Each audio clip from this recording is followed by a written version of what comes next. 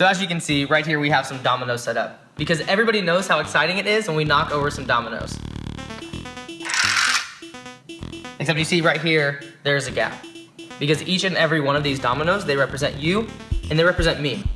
Because God has placed inside of us a plan and a purpose. But when we don't live that out, there's a gap. In 1 Corinthians chapter 3, verse 6, it says, I planted the seed, Apollos watered it, and God has been making it grow. Because what God wants is for you to become a part of his story. So when you share your faith, you become a part of the story.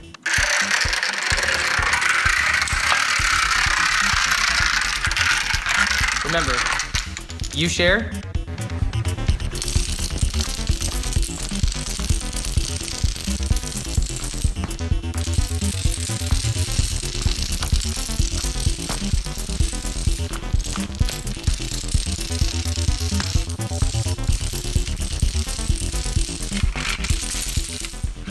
God saves.